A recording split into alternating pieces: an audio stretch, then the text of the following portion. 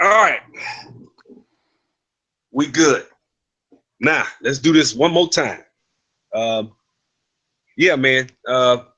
You just made some good points. We lost our connection. You know, I'm gonna kind of start it back over, but I basically was just saying I just wasn't feeling that whole MGTOW situation because I just feel like you know, like we had just said a minute ago, it's just it is valid because I understand and I do see the inroads of feminism. I mean, I just made a video the other day talking about the homosexuality that I see that it's just really being drilled like over and over and over and over. There's never a circumstance where anyone can challenge homosexuality in a logistic or in a way that, you know, where someone can really paint their point of view if they disagree with it. It's always they're the victims. They're just like black people. You're homophobic. You're just ignorant and stupid. You have a small mind. You know, this is the new millennium, as if homosexuality just came around in the last 10 years or something. As if homosexuality wasn't around in, you know, 5, 6, 7,000 years ago. That's how they paint it. And it's just kind of, you know, that's what I see with the feminism movement. They've kind of, one thing I see with these movements, with black men, Black Lives Matter, they've kind of latched on to the whole black movement of what we've been through. They really kind of studied us. And now they've kind of, like Dr. Boyce just said today, this whole colorblind thing, they've really kind of neutralized us to the point where we're just really of little, you know, we don't have any real effectiveness anymore. And I see that or permeating into the whole anti-man movement, the anti-male point of view. And when you say anti-male, what do you mean? Well, for one, you know, the legal system is set up against black men. Black women don't want to hear this, but this is just true. There is a difference in this is just my own personal observation. There is a difference in the way that black women are treated as opposed to black men. Black women will get jobs that black men won't get. Black women will get opportunities that black men will not receive. And it's a myth that black women make more money than black men. That's a lie. We actually make more money. But on a grander scale, we're not treated the same. Now, are they treated better than any other? No. Black women are still black. So they're at the bottom too. They just but they are one notch above black men. So when you see movies like Alice Walker's Color Purple from the 1980s, and you see Oprah, and you see we've been getting bombarded as men since up until the advent of the YouTube within the last, I would say, 8 years, 6, 7 years. Black men have not had any sort of recourse. Waiting to exhale. I mean, look at every chance they got. They made us look like the scum of the earth. Black men are deadbeat dads. Black men are, and the statistics are complete opposite. But they've just kind of, you know, dogged us. And then, you know, you look at when it comes to drug dealer, the first thing that comes to someone's mind is a black male, when the average drug dealer is a white college student. You know, higher percentage. They actually, you know, Michelle Alexander broke this down. They said white people are actually more likely to sell drugs than blacks because they kind of know they don't have the stigma. You know, Tim Wise talked about, he was moving some drugs one time and they were pulling over some black people. He got drugs all in his car. So it's just, when you take all that and add that up, that coupled with any feminism that you see towards the white male from the white woman, I will admit, I'm not feeling sorry for them because they still run the world pretty much. But white men are being bombarded, even in their side, from feminism, to the point where, like a while ago, Stephen A. Smith made a true point about Ray Rice. He was just like, look, I got family members, but I'm going to tell them, keep your hands to yourself. Don't hit nobody. You know, I mean, yeah, we may get there and try to help them, but you shouldn't hit a woman. And so one of his coworkers went and broke the rules and went on Twitter and started going at Stephen A. in public. They suspended Stephen A. They didn't suspend her. You know, so you know, I got a big problem with Disney anyway, and they own ESPN. So I just see a lot of, you know, right now men are scared. If you watch, you know, the reason I wanted to also talk about this, if you watch sports shows and listen to these sports shows like ESPN First Take and Undisputed, Stephen A. Smith is pretty much a coward when it comes to women issues. He'll say certain things about race, but black issues, I will give him that. From time to time, he will, but he's afraid to really say, you can't say anything. They're kind of like the sacred cow in India. You know, they can come through your house and piss everywhere and eat on your furniture. You can't touch them. You cannot touch certain things with women. And it's just, it's, you know, and so I understand. And the reason but the gist of it is what our response should be. And I don't think our response should be that of cowering, so to speak. Oh, definitely. I think the thing is we're kind of disobeying the fundamental law of nature. And what I mean by that is the fact that women have always been dominated because women have always been the inferior being.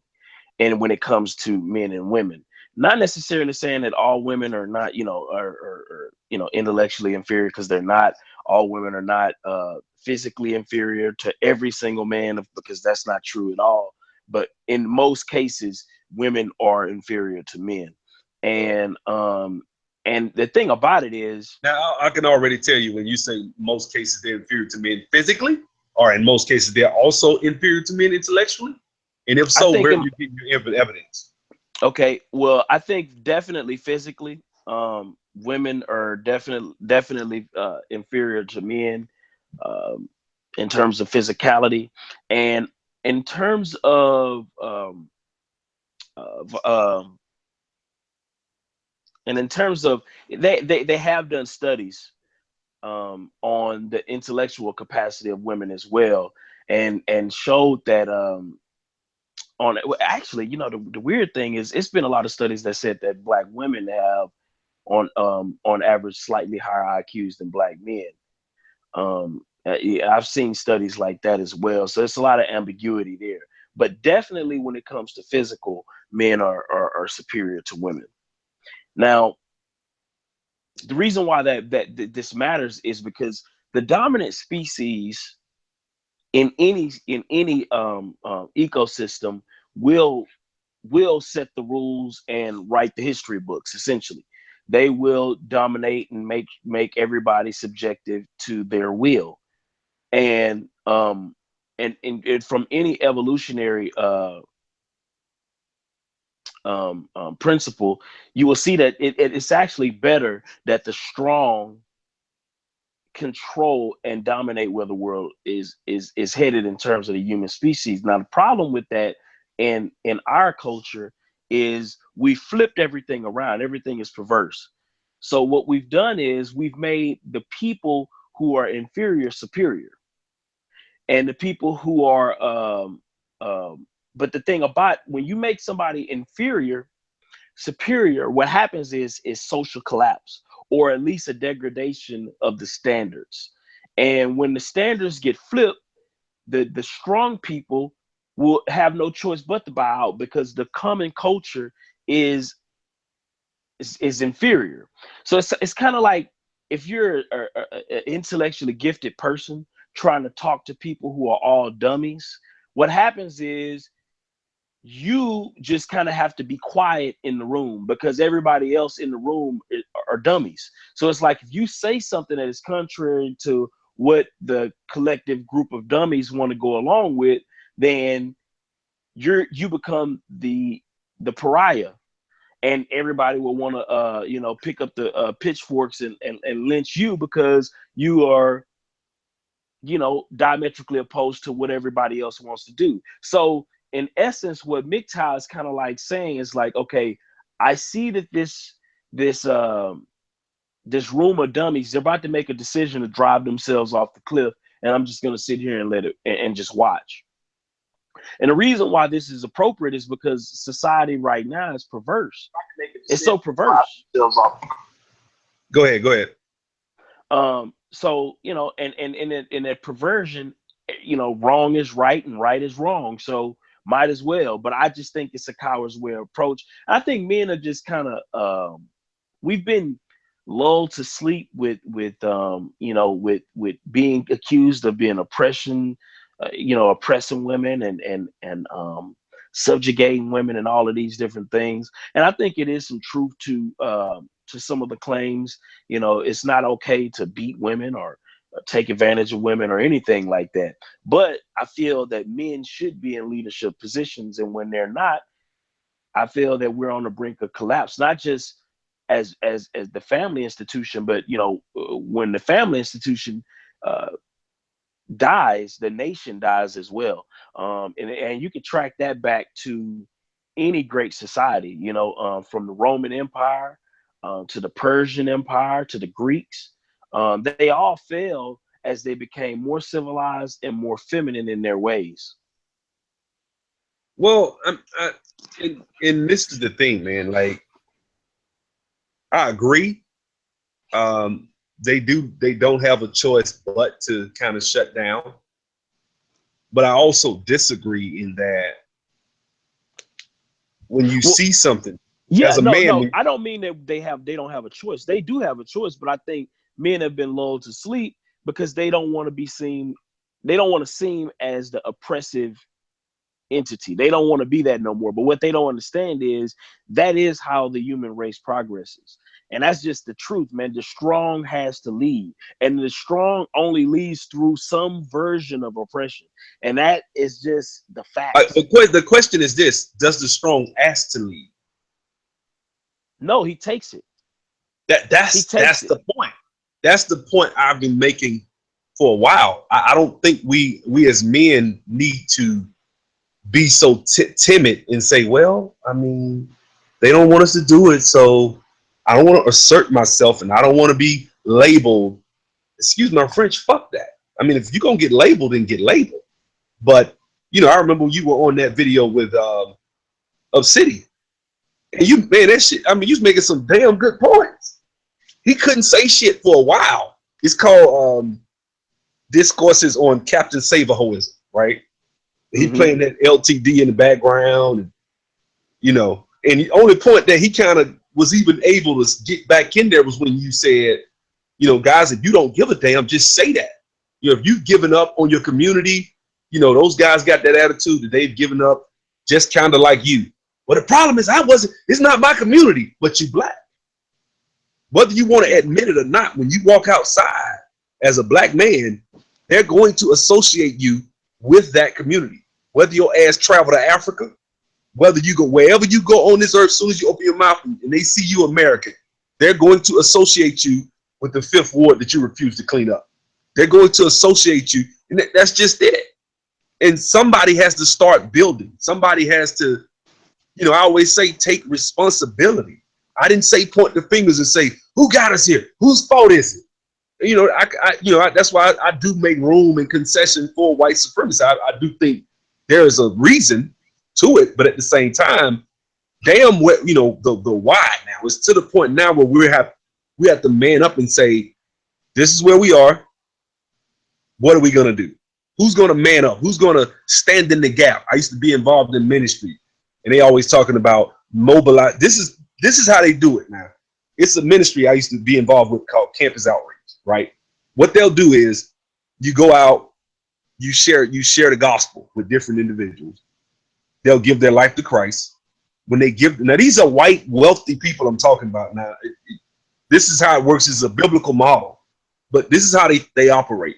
You give your life to Christ, that person comes into the fold.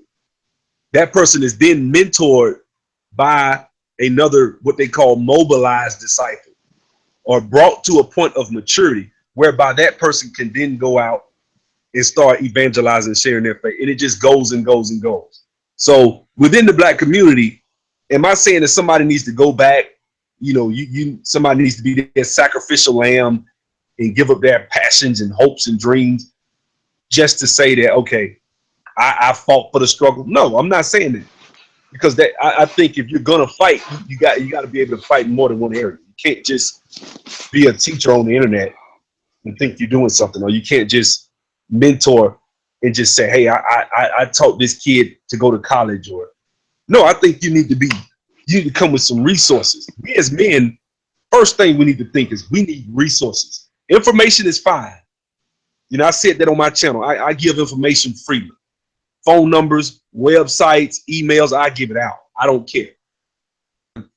That's not what we need. We need resources. Brothers need money, they need physical, tangible, substantive thing that they can then grasp. That's what men bring to the table. Real, as I say, rock jaw, steel spine men. That's what they need. And I don't see this whole MGTOW movement as bringing that to the table. I see it as cowering, and we're victims. We're just adrift in a world full of predators.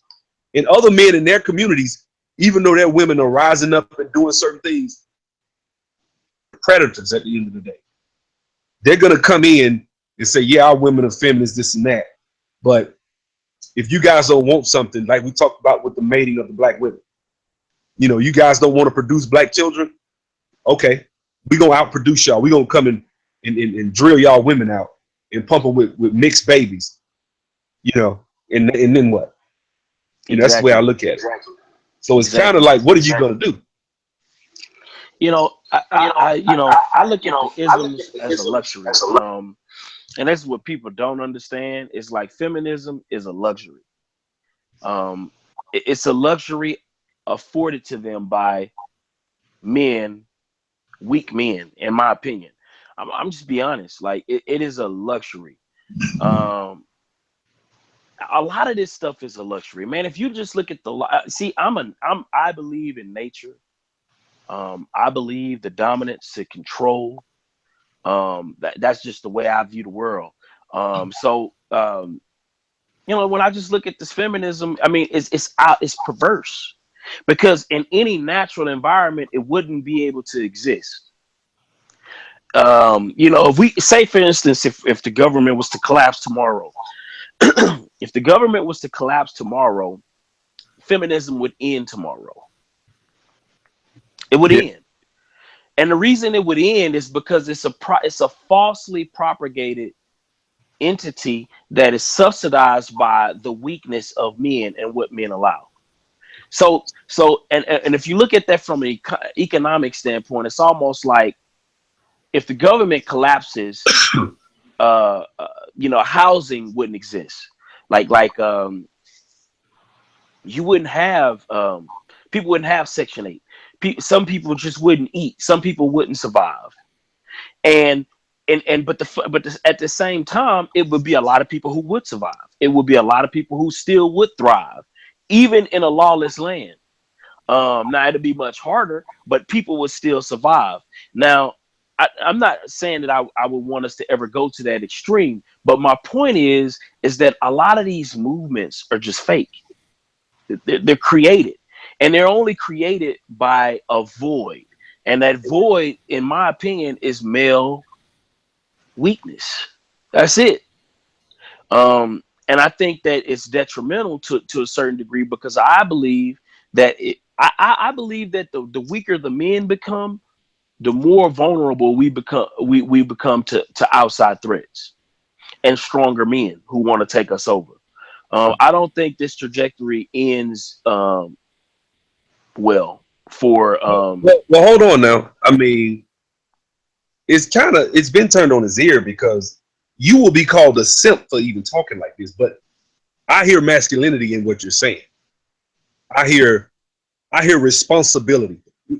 Part of being a man is just, we've gotten away from what a man is. Because when you say the word responsibility, that pretty much sums up everything you just said to me. Like, somebody got to take responsibility. That means if you eat, you die. You eat what you kill. And conversely, if you don't find something to eat, you die. And women are afforded comfort. You're right, because some man has given, even when they got a job, they afforded that job 9 times out of 10, because some man somewhere started a company, or some man somewhere, took a risk and gave them their position 9 times out of 10. I'm being straight up. Like if you look at history, history does not tell us that women build societies. Women are nurture societies. They don't build societies. And I know they don't like that, but that's the truth. So, what I'm saying is, if you allow a man to build, he's gonna bring you're gonna get certain things that you say you want. Like, you can't have it both ways, So it can't be like you just said earlier. It can't be that, okay, I want to be able to say that I'm Miss Universe, I'm Miss this and Miss that, but I also want to then turn around and say that I need a man to protect me and pay the bills, and if something happens, you need to jump up and defend me. No, I mean, which is it? If me and you dating, this is always a question I ask women. If me and you in a relationship and we're equal, like this feminist thing says, we're equal, men, women, and equal rights for women. Then, if a burglar breaks in the house, you should be able to jump up and go defend me off the top. And it shouldn't be no question that here I am, 6'2", 222 pounds, and you are 5'4", 122 pounds. But you should easily jump in there and go defend. Off the top, they look at you like you're crazy when you say that, because they know that's just bananas. No man should have his woman defending him. So because of that one basic point, that shows that there are roles in a relationship and in society. If we have a 3-month-old baby and you birth that baby and you carry that baby for 8-9 months, there are certain things that you're going to be able to do with that baby. Yeah, I'm the father. I can do certain things and I will do them, but it's natural. You have breasts for a reason. You get what I'm saying? That baby will stop crying if he just puts his mouth to your breast. He won't do that with me. Exactly. So exactly to ignore that is to go against nature. Oh yeah, and it's displayed in all of the outrage. You see, one thing I've noticed when I just studying human nature is people like order, especially the weaker. The weaker species in any environment, like, they love order, because when it's order, it's in order, you have rules, you have expectations, you have a role.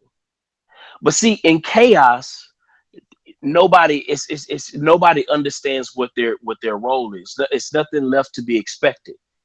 Nothing goes right. So I argue that American society, as of right now, is in chaos because the weak are allowed too much control and too much power that they wouldn't be afforded in any natural environment.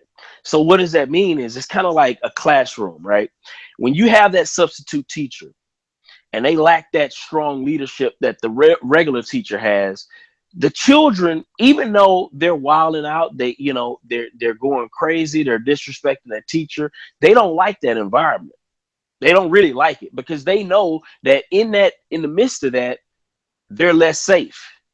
They're less protected. They don't have a role. Things can go awry and they can end up hurt.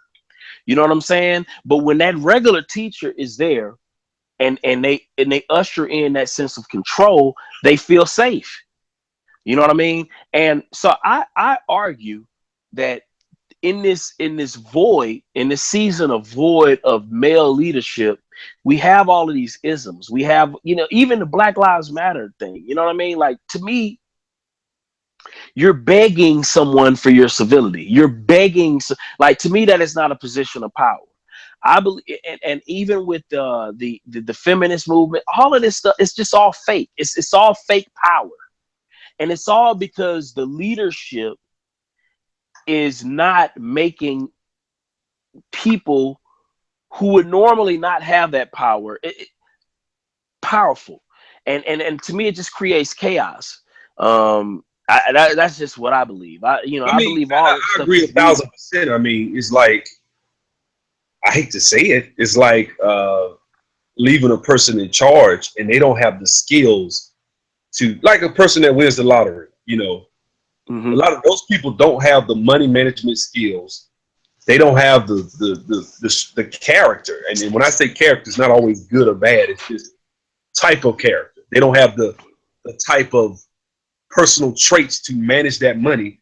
And so what happens, they end up broke. And when you know, I got a video about a guy that I helped. He didn't have the skills, the workable skills to be able to go out and sustain himself and make the amount of money that I was paying him.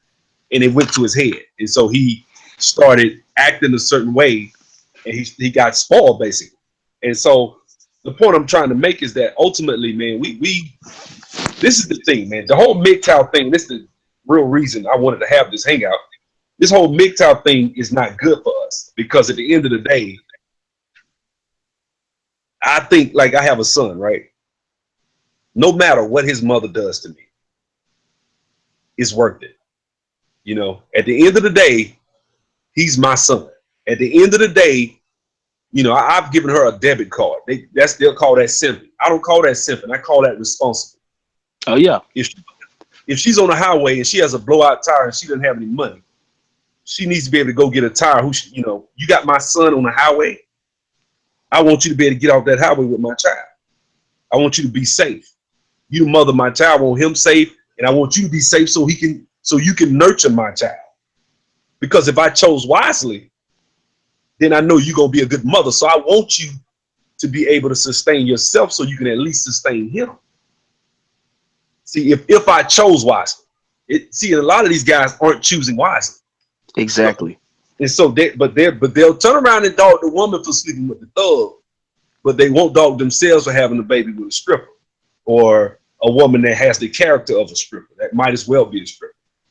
I just, for the life of me, don't understand why we can't see this for what it is. I think this word simp has kind of really backfired. I think it's turned into, now it's gotten to the point where real men are, because he, you know, that Obsidian video that you had, he was going in on you. He's calling you a simp. You know, he called it a simp, and these simps are in cleaning up.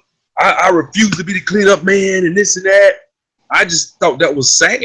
I was like, damn, man. I mean, you know, he thinks he's just gonna go through life fucking as many women as he can, and I don't respect men like I don't. And I'm not trying to. I don't know the brother, so I don't know him per se. But what I'm saying, I don't respect the fact that you feel like you could just go through life fucking as many women as you want. I don't have no problem with you doing it. But at the end of the day, don't try to then turn around and say and talk as though you can be in a place of higher moral ground. There, you right there. You just got another lane, but you right on the same level of the people that you're talking about that screw the black community up. You just doing it another way. But don't act like you care, because if I care, then I would try to produce someone in the future, or I would try to bring something to the future that it can be counted or measured, or I can at least, you know, I'll start building like a Dr. Claude Anderson talks about, like a Dr. Boyce Watkins talk about. That's what I would bring to the table. If you're not bringing that, then you really just spinning in the mud to me. You really, so you pretty much are the same as somebody that's in the ghetto, you know, on drugs. You really, your life meant nothing. Exactly. At the end, exactly. Your life is of no benefit to the black community. Or any community, or even beyond the black community, just the human species, period. Well, see, no, because he'll come back like, well, no, I bring value to my community. Because these brothers, you know, sometimes they don't look at it as color. So they'll be like, well, I bring value to my community because I live in so-and-so neighborhood and it's Asians and my Asian neighbors respect me and this and that. But see, your Asian neighbors got a community. They have a culture. You don't. Exactly. That they built. They didn't say, I'm simping for cleaning up. They just did it. They just did it. And, you know, the irony of it is, you know, he would talk about how he complains often about how men don't support his channel, and how if it was Asian men, like he says, martial law says that if it was Asian men that he was catering his message to, he'd already have his 300 Patreons. But what he doesn't understand is the same attitude that he has. The same attitude that is prevalent that makes it to where he can't get his 300 Patreons is the same attitude that is present that says, I'm not going to go make sure that my community is safe and clean. Not my responsibility. It's that same. It's not my responsibility. It's the same attitude. And what he doesn't understand is he's mad at Derrick Jackson for being able to essentially, Derrick Jackson probably is kind of pimping these women out to a certain degree. He's telling them what they want to hear. Say this, man. Derrick Jackson is probably more simpish. That he really does kind of fit that category, because Derrick Jackson, to me, I don't mind the brother selling the t-shirts, doing his thing. He started out, if you go watch his videos, go all the way to the bottom. When I first found out who Derrick Jackson, I scrolled all the way to the bottom. I started. He was going men, women, men, women, men, women. Then he started going women, women, women, women, men, women. Now he never makes a video where he's touting, men, black men, and trying to tell sisters. Now, does he in a few videos? I can't even watch it no more. It done got so bad. I don't even watch his videos no more. But I used to watch his videos until he got so pro-black, pro-woman to the point where it's almost like he's looking for points. He's not trying to really help this. So you're not helping these sisters by saying, the man ain't shit. Man, he does a lot of that. He does a lot of pointing at bad areas of the black. Most of his videos now, 85-90%, are about the bad things that black men have done, and then he'll throw a little sprinkle of a. And I kind of think I live in Atlanta. You live in Houston, so you know what it's like, city with a bunch of black people, black women, that So he having fun right now. He he got his little kiosk in the mall. He going here. I know what he doing. I know exactly what he doing. Oh yeah, he's gaming the situation, and I guess but the thing about it is, my thing is, why would Obsidian expect anything different when he's essentially advocating for the same thing? He's advocating for apathy, and the thing about it is, it's like it's already a lot of apathy to go around. The black community is, I would say, the poster child for apathy when it comes to community maintenance, community building, nation building, even self-preservation. I mean, we just, we don't have any guns. We don't want any guns. You know what I mean? We don't care about planting food, hunting. We're pulling for our competition. golly, we're we want them to come in. We don't even think in terms of self-preservation. So apathy, we're just the poster child of that. And and I'm just starting to recognize that it just is what it is. I mean, what can you say about it? Nothing really. I'm kind of at a point where I'm in my videos. I kind of try to put videos out that I feel like you'll speak on subjects, but at the end of the day, I just admit it. I'm an optimist. That's my natural disposition. If I wake up in the morning, I'm gonna be optimistic. I'm gonna expect. I expect to win. Don't expect. Me too.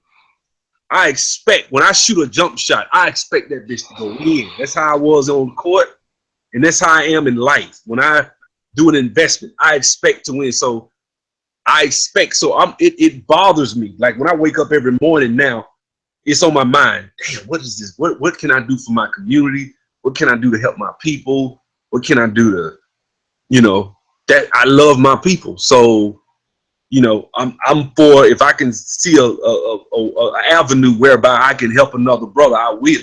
But in doing so, and I heard a pastor told me this some years ago.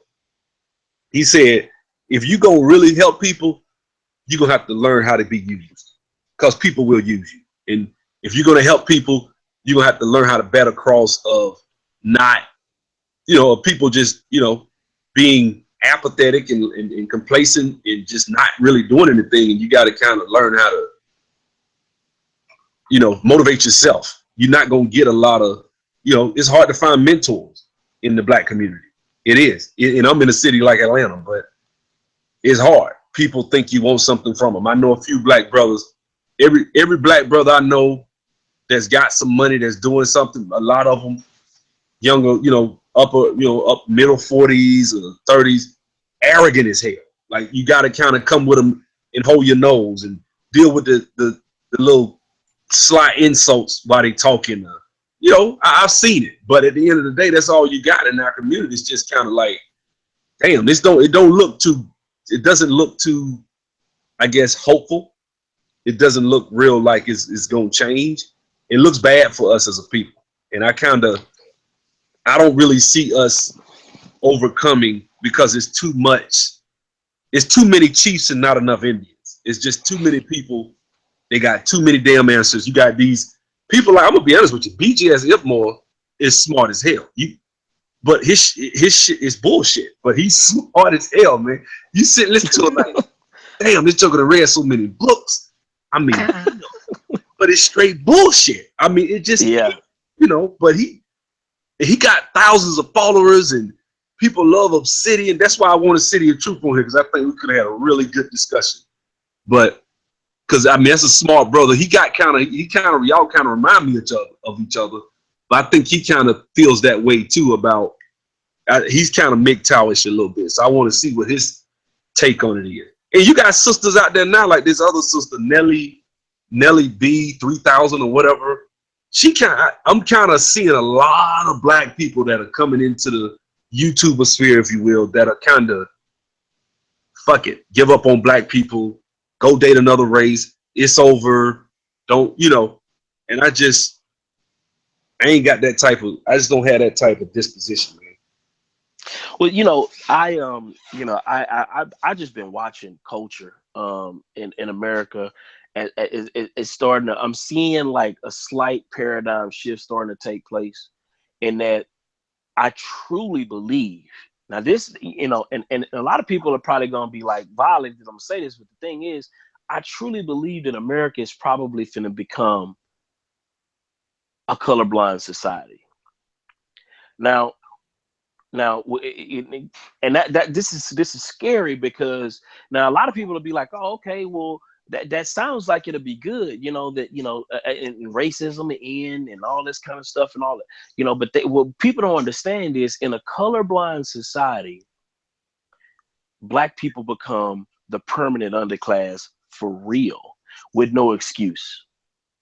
And all of the talent that Black folk in America will be extracted into the broader society, and they will matriculate into white society. And what's going to happen is, this is my personal opinion. I personally believe that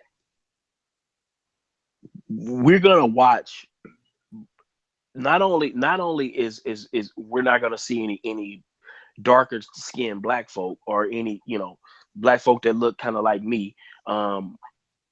We're not going to see much of that no more, but we're also going to see all of the well-to-do Blacks. They're just going to start matriculating into white society. And the only Blacks that are going to be of any power or consequence are going to be biracial, if any. And I really, really fear that, because what's going to happen is, the more intelligent Black folks are just going to start mating with the people of their society. Is going to melt. Like, okay, right now, say for instance, if you're white, typically you're going to date somebody with an IQ that's similar to yours. Typically, sometimes, you have variations, but typically a white chick and a white guy married, they're going to marry within the same intellectual levels. Same thing with Black folk. This happens now. Now it's a little skewed in the Black community because of feminism and the way that our welfare and the way that those things prop up weaker people that wouldn't necessarily survive in a normal society. Those people are propped up. So we have a little bit it's a little off in our community. But in general, people of the similar IQs tend to date. But as the color barriers begin to fade away, this is going to happen. Even the black men who are of higher IQ, they're just going to date the white women of higher IQ. And the same thing is as these color barriers just go away, it's going to be a problem. It's every time you mention IQ, it really ruffles people's feathers. I think the more people hear that, the more they're going to have a fit. And you can't, I understand it. Not when you said it the very first time, I understood it because I had already heard it some years back. But if you keep a people subjugated, if you keep a people, interbreeding, and you keep them, like if you take generations, if I take white people right now and I don't let them read they can't read for 200 years. You can't read. Well, reading increases your IQ. Yeah, it's a genetic thing. Not really though. A lot of it is genetic. Yeah, I agree. Yeah. Well, so you don't have to read and still have an IQ. You cannot read. Reading is an instrument that we created as humans to communicate. It's just a form of communication. It's not necessarily something that makes you smarter necessarily. It's just you're smart. Let me get the point out. I get what you're saying, because you're saying that when you're born with a certain cognitive stamp. This is what, if it's a range, it may be a range of 5 points, but it's going to be within a certain range, and you can work to improve it. I get that. What I'm saying is, for the most part, I agree with you. But okay, if that person is, let's say a person's born with 100, a range of either a 105 down to 100, right? They don't get the 105, right? Because they don't do things to maximize it. Then then the next generation, they're born with like 95 to 100.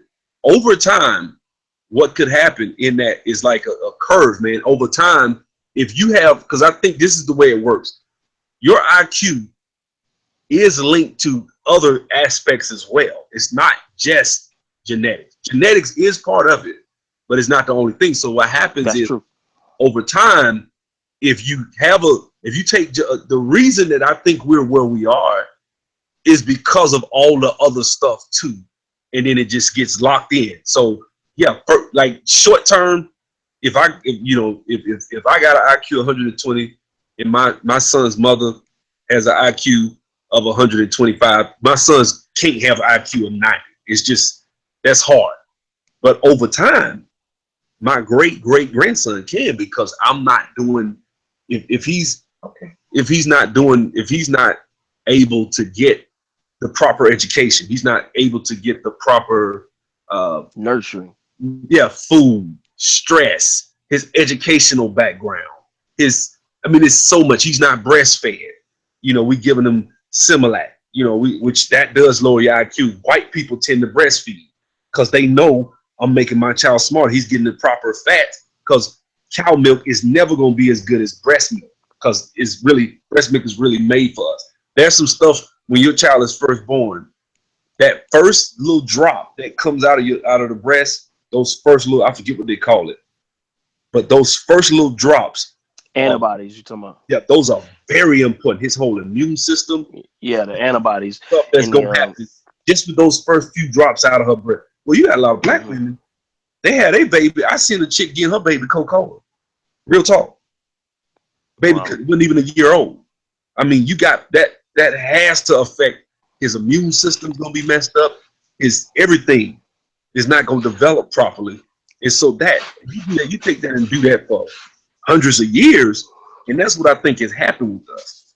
Oh yeah, definitely. It's cultural. So this is my thing. I believe that, okay, so you have different components. So I don't, when I talk about IQ, I don't like to get into the which came first, the chicken or the egg, because in essence, that's really what it is. When I believe more so that because you have a higher IQ population, you're going to breed higher IQ children typically. But at the same time, say for instance, you have an IQ of 120, your wife has an IQ of 120. You can still have a child that with a 90 IQ. That's possible just because genetics are crazy like that. Now, is it more likely that you have a child that's 120? Yes, because it's just most likely. Just like if you have you're dark skinned, your wife is dark skinned, it's a higher likelihood that your kids are going to be dark skinned. If you're 6 foot and your wife is 6, whatever, it's a higher likelihood, but it's not guaranteed because genetics are crazy like that. But at the same time, this is the way I see it. I don't believe white folks have higher IQs on average because of anything great that they necessarily did. I think they have higher IQs because of the environments that they come from. They come from harsh environments. And in harsh environments where you are not allowed to survive unless you're smart, then what happens is the weak die off. And whites tend to be a little bit more conservative, and they also tend to be a little bit more Darwinistic in the way that they view the world. They're culturally more Darwinistic. So they don't believe in necessarily, allowing the weak too much to survive. That's just not how they, culturally, they're not like that. Now, culturally, I would argue that blacks are the exact opposite. We, for one, come from the Garden of Eden where we just didn't have to do much to survive. I mean, we come from the land flowing with milk and honey, Africa. So in that environment, and we were isolated as well. We were isolated. We weren't conquered until the last century or so. So we're just starting to be exposed to new technologies, new things. And when I'm talking about Africa. Okay, hold on. Let me kick the tires on that a little bit. Okay, I'm gonna go back 700 AD. I think it was Oscar Muhammad Turi. You got the whole Ghana, Mali, Songhai empires. I think the Songhai was the last one. That's the one with Mansa Musa. Guys weren't.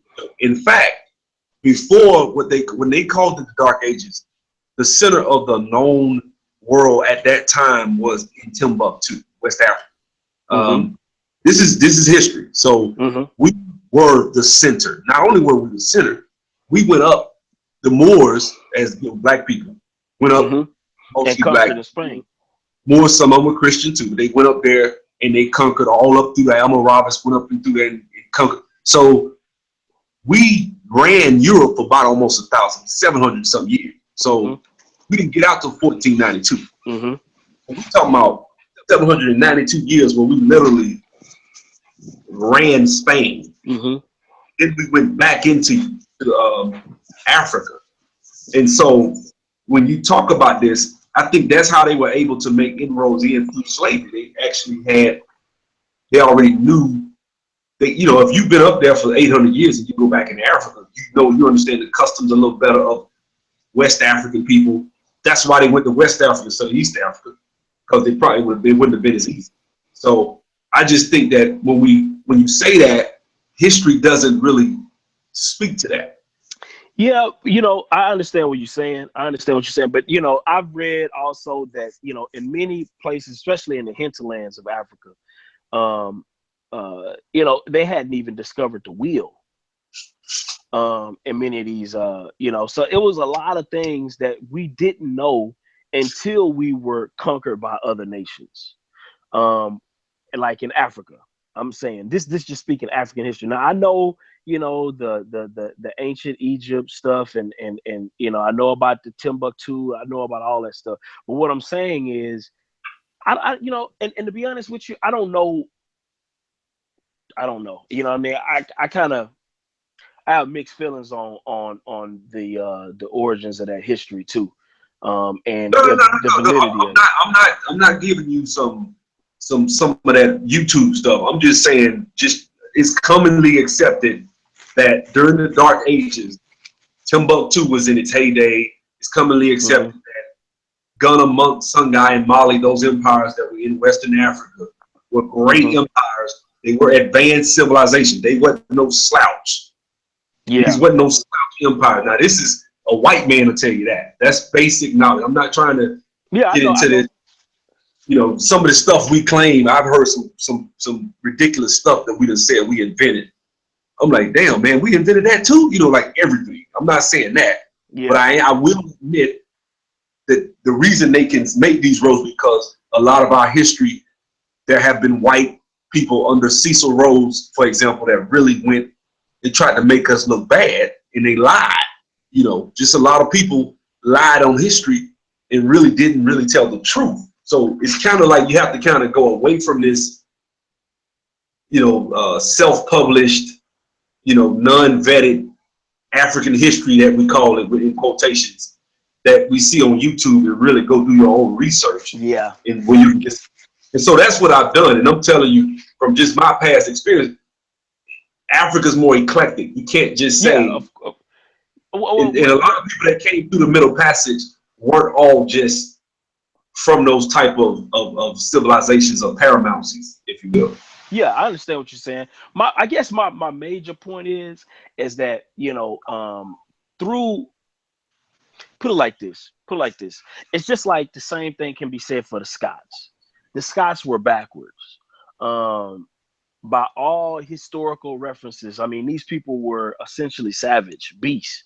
From what I'm just saying, from what the history says, a lot of Scandinavia, these people were literally, I mean, they were probably less advanced than Africa. You understand what I'm saying?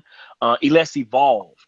Now, so what if them people couldn't read or they didn't have a written language? I mean, up until around 700-800 AD. Yeah.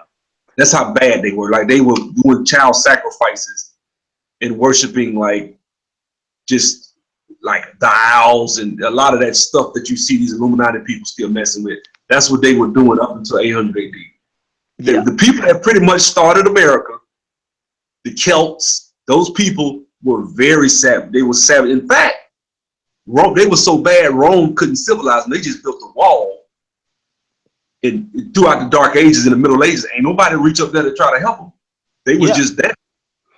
But the funny thing was, it was through them being conquered by greater nations, and, you know, that they evolved. So it's like, sometimes it's like being conquered is a benefit to some cultures.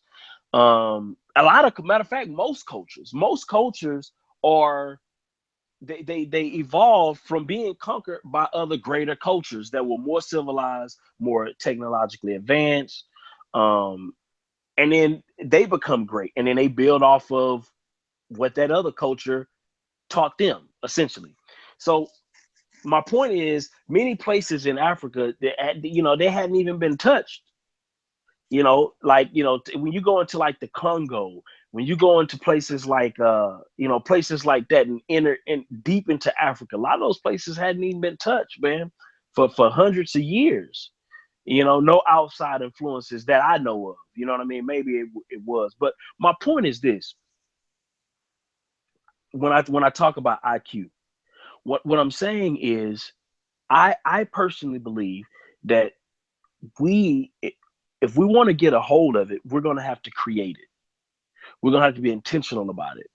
And, and we're not necessarily living in a place of famine, and basically nature is not going to make that decision for us. Like, nature made the decision for most of Europe. Nature made that decision.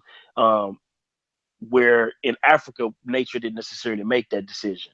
So we as human beings, especially as Black folks, if we want to get ahead of the curve, then we're going to have to create that situation. And we're going to have to do it through our mate selection. And that's the reason why I do kind of agree with some of these men who bash these women, because they need to understand that through mate selection is how we will, better our race as a people, period. Well, hold on. So if that's the case, you can bash them, but you got to bash them too. Because they're, like we said earlier, they're not choosing properly. It's their fault. If you choose a woman, she turns out to be a bitch, and she hitting your ass every time she see you get a 50-cent raise, she going to try to get a $5 raise. Then that's kind of your fault. You saw her, you had a baby with her. Relationships don't work out. I'm not saying they always work out. I'm not saying so. It's kind of, and then as a man, you have a responsibility to control your seed. If you out here slinging it because you MGTOW, damn condom bust, and your ass got, she pop out some twins. Now you bitching, oh, this bitch, man, she got me on child support. I can't do this, I can't do that. Well, then, I mean, that therein is that nature that you're talking about that making you uncomfortable, and you got to raise up. Because right now, it sounds like to me that environment is here for black men. It is. You're a black man in America. Your IQ has to raise up. You don't need to be popping mollies and smoking weed. You don't need to be listening to Future. You really don't. Future, it will get your ass killed. Oh yeah. Well, I would yeah, that's true. I would argue that our culture celebrates, our culture is pretty much led by the lower IQ rung of society in Black America. Like Black America, if you're popular in Black America, typically amongst Black folk, just solely Black folk, you're typically 85 IQ of 85, 90. You know what I mean? Like that's how you become popular, and you doing crazy, outlandish stuff. Like, and now I'm not saying become popular in the broader society. I'm saying popular just amongst Black folk. In most cases, bro, I'm gonna tell you something. In the Black community, if you want to be popular, I play basketball. If you could put a damn basketball in the hole, you are a superstar up until 30. I'm not talking about. I seen dudes that still got ass with different women up until they was 30 years old because what they did in high school. Oh yeah, I seen it. If you're a great ball player, people kiss your ass. I know people in their 40s, people still kissing their ass because of what they did in 1992. I'm dead serious. Oh yeah. I know a guy that was ranked number 5 in the country. And I said this on my video. Ranked number 5 in the country. Complete asshole. Because he wouldn't speak to you. He was stuck up. His ass went to college. He played all right, had a couple of injuries, never made it to the NBA. And he's still walking around like I'm the shit. But from what I hear, he dumb as a damn doorknob. Barely can read. I'm dead serious. There's a lot of brothers I know that can play ball. Their ass can barely read. They make Floyd Mayweather look like Henry Louis Gates. Real talk. Wow. And that's just what it is. I've heard a couple of stories of brothers from Houston that's like that. In the Black community, we give guys, we pay homage to football and basketball. Damn job. The whole league only has about 2,500 brothers, period. And so about 25-30% of those are white. Another 10% NBA and NFL combined, I'm talking about. The other maybe 10% are foreigners from overseas from the NBA. And you got maybe 60% that's for the NFL and the NBA combined all together. And guess what? You telling me that you got 300,000 brothers coming out of high school, 200,000 coming out of high school every year competing for them damn jobs. And so it's kind of, in the Black community, it's sports, rap. Are you right, man? Doing something stupid. You a thug. And I think they really are an inept bunch of brothers themselves, the thugs. I mean, Future, he's been doing lately, bragging that he slept with Scottie Pippen's wife. I mean, when I hear stuff like that, you bragging about sleeping with a man's wife, you're gonna mess with the wrong man's wife one day. Oh yeah. You know what I'm saying? That's why I don't like the chicken and the egg argument when it comes to IQ, because I believe that you are, a product of your environment. True, but your environment creates the product. So it's like, I just believe we are what we are just because we just are what we are. Like, I don't think it's deep. I don't think it's like some conspiracy against us. I think we created a culture that is okay with ineptitude. We've created a culture that's okay with inferior behavior. And that's just us. We're okay with apathy. We're okay. Like, it's just what it is. Now, is that all of us? Of course not. Like, and does it have to be that? No.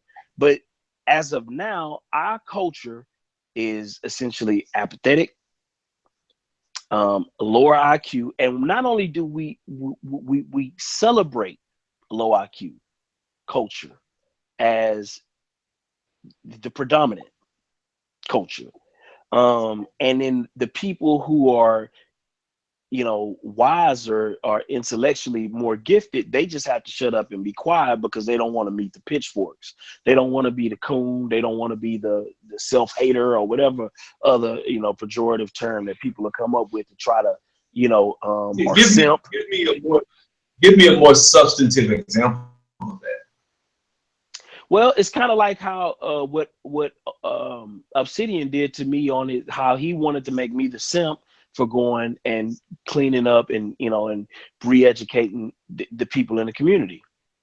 That's an example. Another example would be, say, for instance, Jim Brown going to meet with Donald Trump in order to, you know, procure some type of, you know, finances for, you know, to promote social change in the community.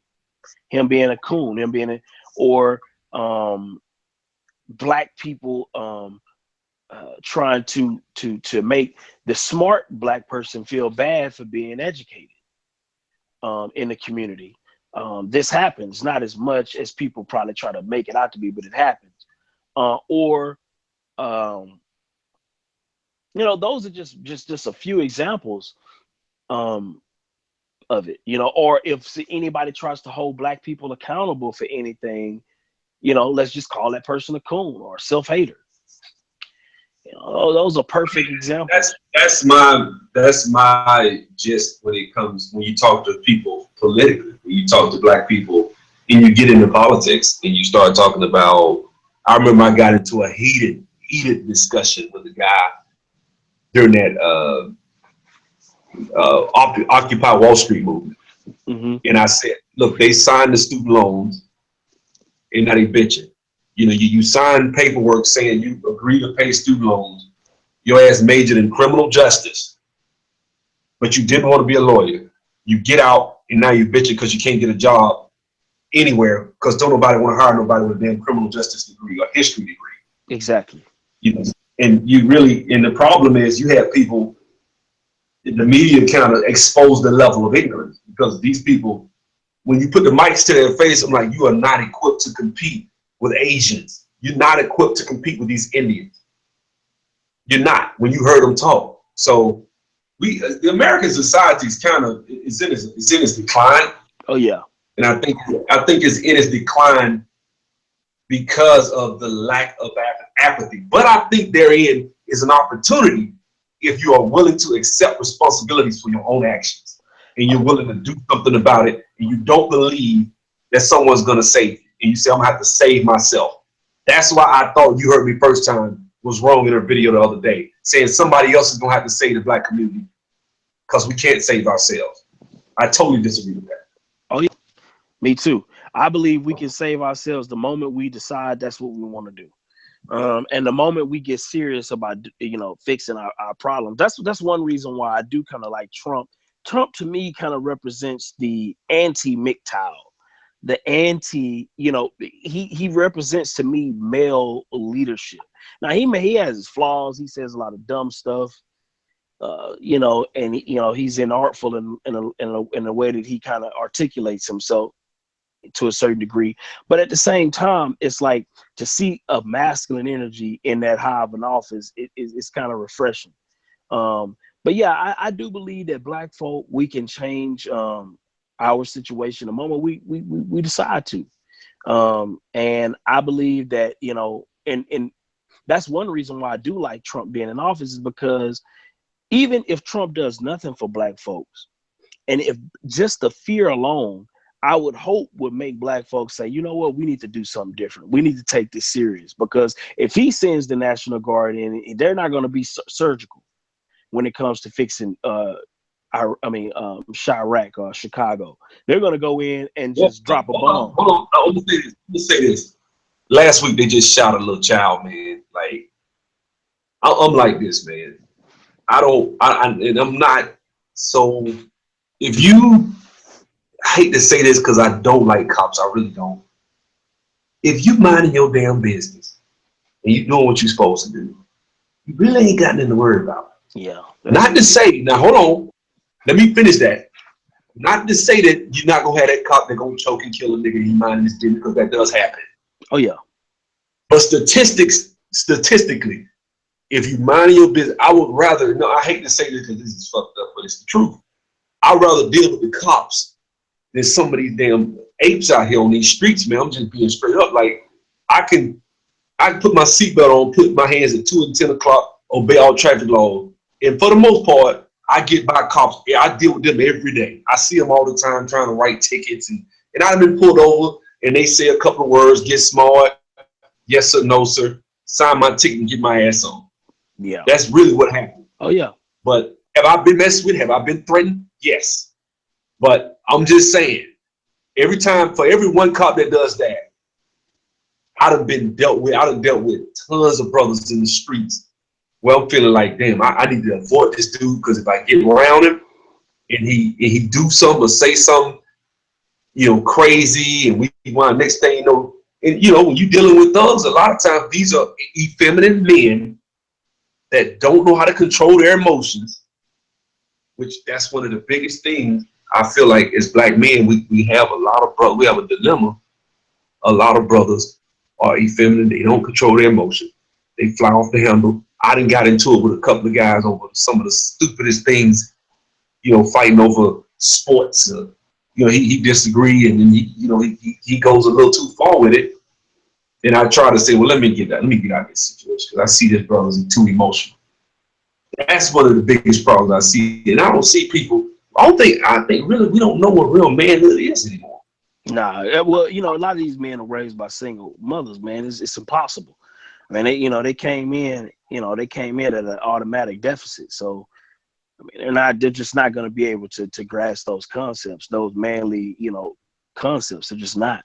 And that's what's so detrimental about it, is because black women are creating. Hold on, I think you can. I think I've met guys that were raised by their mothers, and they learned you can change, man. You can, if you if you're looking for those traits, if you're looking for it, it's out there, man. You can get it. Yeah, it's always that those people who are special, but I'm just saying, on average, it's just not, it's just not as likely, unfortunately.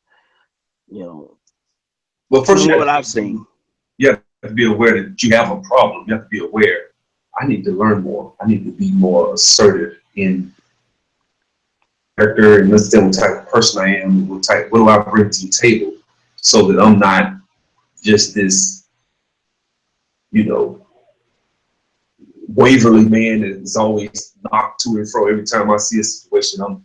Because I always said, if you're emotional as a man, and say a tornado's coming and your house is about to get blown away, if you just as emotional as your woman, and you crying and she crying, and you supposed to be that rock. Oh yeah. Say what you will about the church. Say what you will about the church, but a lot of principles that we learn, like my husband is my rock. He's my, man. Your man is supposed to be just like, when we go to God the Father, we look at him as protector and provider and our rock. And those are things that you, as a husband, you had that model whereby you can then say, okay, well, this is what I'm supposed to be to my wife and my children, in my community. You go to Job. A lot of people talk about Proverbs 31. If you go to Job chapter 29, that's what a man is. If you read Job 29, it just breaks down how he did, how he got up, how he operated, how Job operated as a man. He talked back to how he was. And so when I gave my life to Christ, I was a Christian and real heavy in the ministry back in the day. That was the model that I pointed to. And so even to this day, I use that. That's where I get a lot of this mindset from. That, man, we got to accept responsibility for the black community. Oh yeah. We can't blame us. And that's why I'm not one of these anti-Christian. I see this anti-Christian movement, you know, and a lot of black people think that they deep because they anti-Christian. And I'm like, you know, you really sound crazy.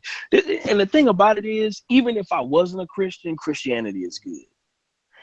And the reason why I say that is because it's like, I just feel like the principles in Christianity, or they represent a lot of natural order. They represent the way things should be. Whether people want to, you know, deviate from it or not, it still represents a sense of natural order. And that's the reason why you've taken, you know, America, in my opinion, became so great, is because it was a Christian nation. It was, you know, rooted in, because, you know, like I was reading this one book and it was saying how men fight for family. Men will put the, no, it says men will die for family. Men will die for principles. Men will die for his homeland, right? And but at the same time, the moment you switch it to economics, like for economic interests, for power grabs, men won't die for that. That is just not something that men will die. So die for. So at the end of the day, greatness comes from a man's ability to self-sacrifice. That is where that's where you reach the height of greatness. When men are willing to die for something, that nation will become the greatest nation on earth. Now, the things that people will die for, that men were willing to die for, are family, principles, which is, you know, God, you know, like religion, you know, principles, no matter what religion it is, and family, and you know, and home. Those are the things that men are willing to put their lives on the line for. So when we lose that as a nation, then what we're going to lose is our willingness to fight. That's why MGTOW is so popular. MGTOW to me is that version of men losing their urge to fight, losing their will to fight or preserve anything.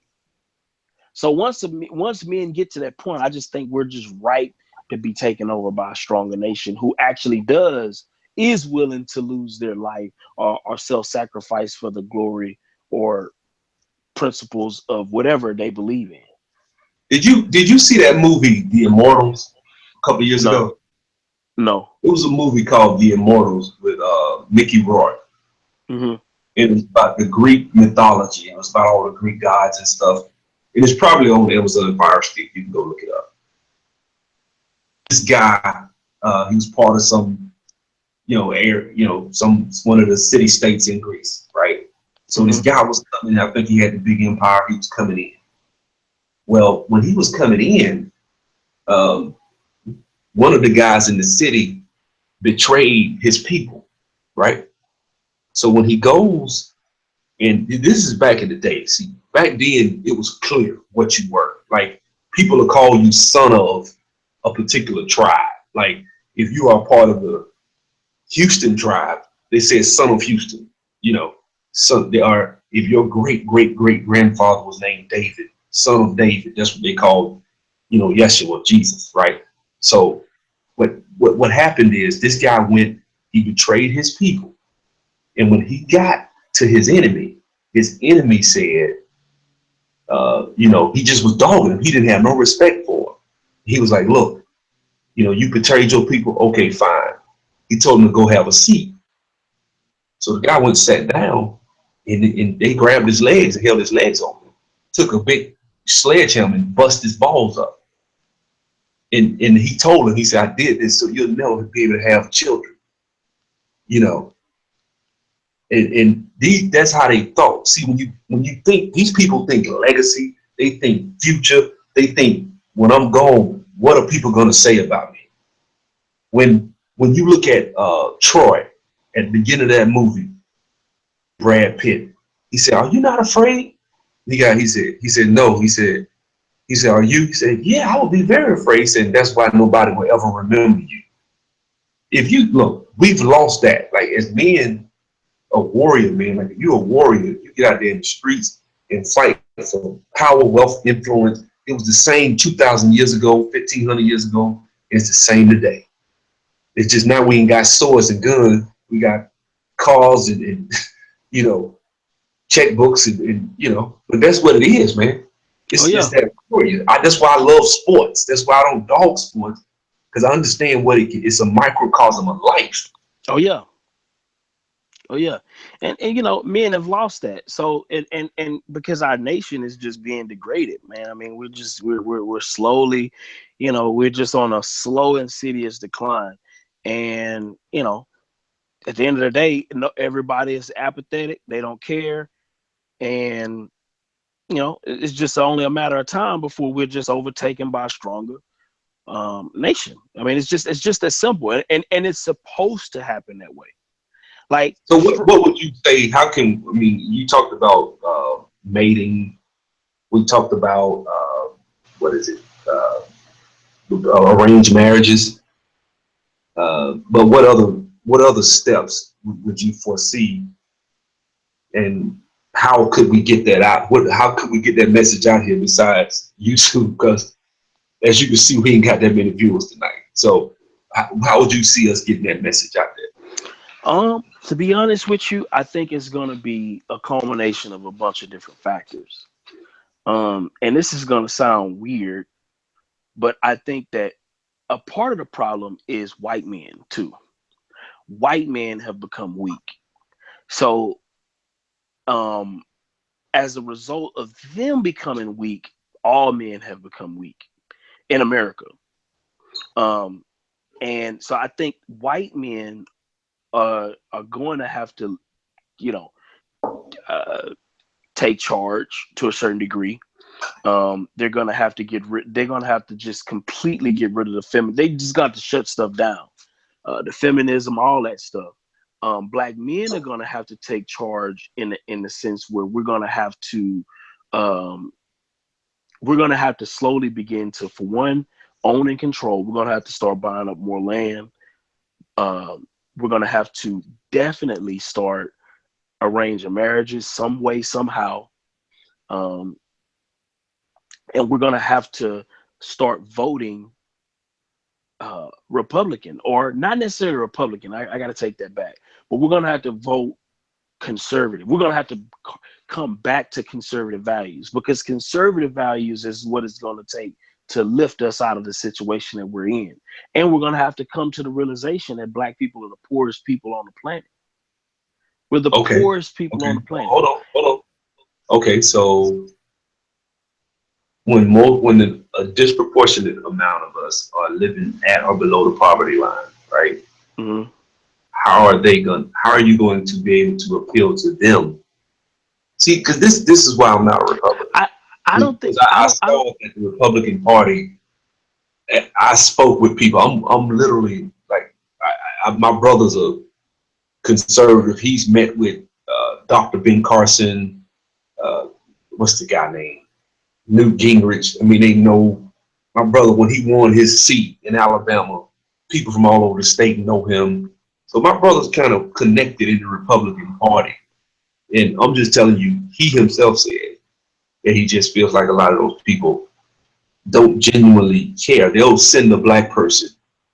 But people, you know, I just don't see the Republican Party going that extra mile. They could crush the Democrat Party in 3 years. All they would have to do is just start talking some real economic principles, and they'll destroy them. Oh But yeah, they don't want but to. they don't want to do that because they know, this is the thing. They know that everybody is not built to be able to compete efficiently, and they don't want to. They're scared to put too much truth out there because, you know, you don't. Of course, you want society to function. You want people to feel safe. You want people to feel like they are protected. You know what I mean, to a certain degree. And if you go too conservative, then you end up in the jungle, and survival of the fittest, you know, starts to happen. But you know, you don't want to You're go that losing me. far, huh? You're losing me. You're losing me. Okay. Because I sat and talked to what's his name? Guy that Frederick Douglass Republican guy out of Birmingham. and he went and met with Newt Gingrich that day. He was on the way to meet with him, and I was on the phone with him, and we talked. K. Carl Lewis, or K. Carl something. He calls himself a Frederick Douglass Republican, black brother out of Birmingham. I talked to him, and I told him, I said, man, I didn't say reparations. I know better. It's a buzzword.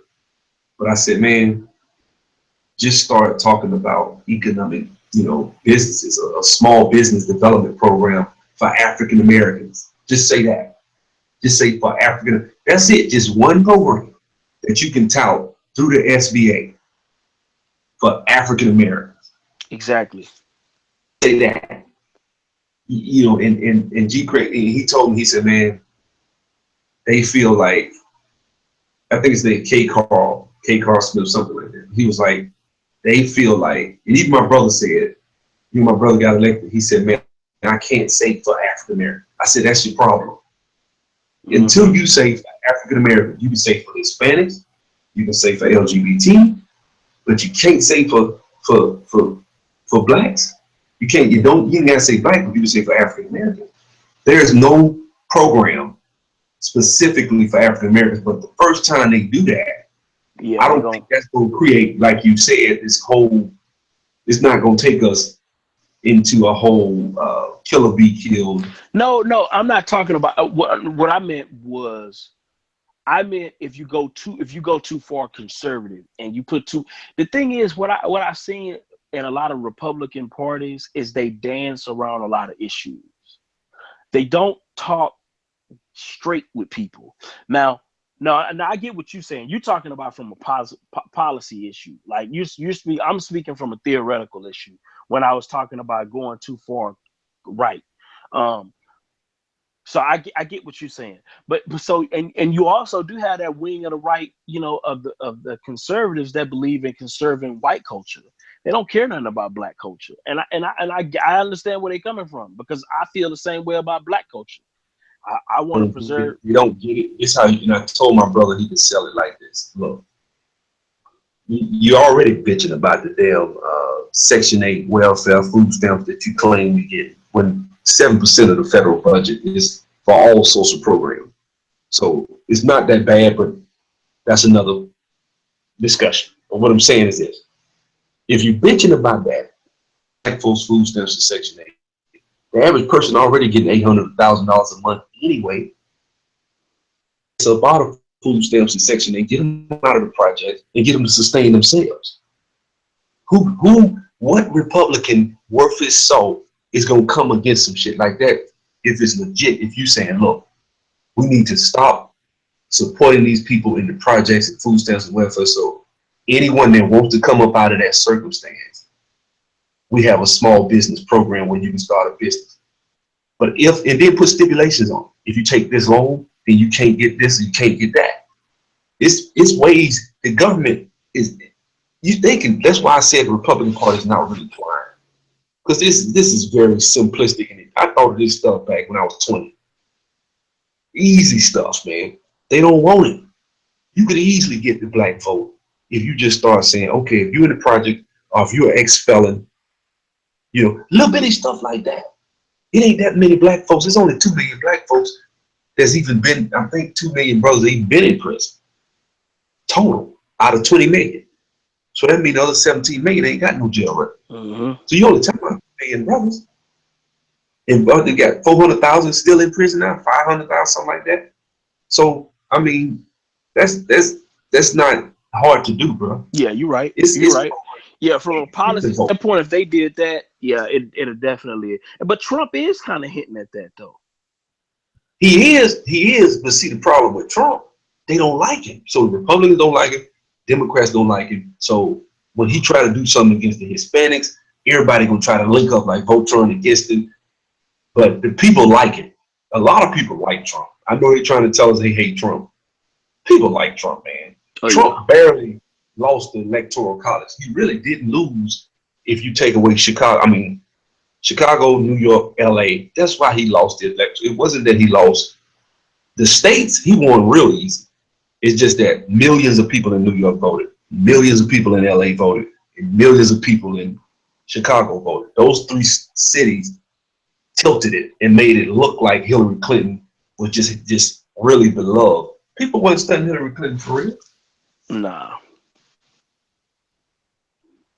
not If at you go all. state by state issue, no, most states were feeling Trump. So he needs to take that and use it, and not, you know, the media kind of painted like people don't really like it. No, when you say the people, you talking about all them gays in San Francisco? Yeah. You talking about all the gays and pillow biters, like I like to call them pillow biters. You talking about the pillow biters out there in California? Of course they don't like it. Exactly. You know, I don't. You know, at the end of the day, man, I do think that black men need to become a little bit more conservative. We need to see the world for what it is, not from an idealistic or vicariously through our celebrities. Um, we need to see where we are, and we need to strengthen our position. Right now, you know, black men are walking around with this faux arrogance because it's almost like we can be arrogant because we don't have the burden of having to make sure that the world runs. It's like we get to just kind of peacock, and you know, and we just get the peacock. We're not necessarily the movers and shakers making the world work, so we don't have that burden. So whenever we become successful, it's like, oh, okay, we don't have any responsibility with our success. Well, I get jealous, man, when I see, like, I'm over here in Sandy Springs, and I had a hangout with my homeboy from Tuskegee yesterday. It's 6, I counted them, 6 brand new high-rise apartment complexes going up, maybe within a 4-mile radius of where I live. That shit pissed me off, man. Because I'm like Reginald Lewis. Why should white guys have all the fun? You know? Exactly. I'm like, why are they better than? Are they better than me? Are they? I mean, you know, in the first, well, they got more money. I'm sick of that answer. Yeah, yeah. I'm tired of that. That's it. They just, so I can't get money. I can't build up. We living in a feudalist system where I'm just stuck as a peasant and they're the nobles. Hell no. I refuse to go out like that. And I'm tired of looking around and seeing these white boys. The economy was bad. They built it. The economy good. They built it. It don't make a difference. And you telling me I can't get none of that? Well, no, it's not that we can't. The problem is a lot of black people are riding around dead and asleep, and they don't even notice the buildings going up. I do. Yeah, exactly. And they don't want that work. At the end of the day, man, it's like, you know, we want a peacock. We want, if we want success that comes with no responsibility. We want success that comes with no quotas, no deadlines, no we want that easy success. That's what we want. And if it ain't easy, we don't want to deal with it. That's essentially what we want, and we want a peacock and look like we are in a position of power, but not really. That's what it's all about. We're not about that work. You gotta understand. Why I don't have a problem if you are angry at what you feel like is racism and white supremacy. If you see it as these white boys having all the fun because they white, but I'd be damned if I let them get away with it, and I'm gonna take a step and I'm gonna move too. You can. That's why I don't really fight with people. Like when I get into I don't get into these religious discussions. I feel like a lot of times, I tell people I'm a Christian, they gonna call me a coon anyway. So a lot of times I just say, okay, brother, what steps you want to take? And Exactly. you really, a lot of times you cut niggas. Well, I'm gonna go teach the brothers, you know. When I hear teach, I hear I'm gonna be a chief and not an Indian. You know, I'm gonna be a talker and not a doer. You know, so if you're not gonna get out here on the front lines and go get a business, you're not talking about going out here and taking a step to do something financial, then I don't want to hear it. Because you ain't finna get guns and go shoot somebody and take it. Exactly. They got the #1 military on the planet. So nobody on the planet has got a strong enough military to crush the United States right now. I don't even think China, I think we could take China if we really wanted to. Oh, yeah. I mean, we could. So let's be honest, we don't have a military. So it's only one other way. And if you talking this about you know, I really have a friend that told me he can leave his body. I mean, you got niggas out here Talking about they can leave their body, they doing this transcendental meditation every time they go to sleep. You know, I'm like, nigga, no, you ain't.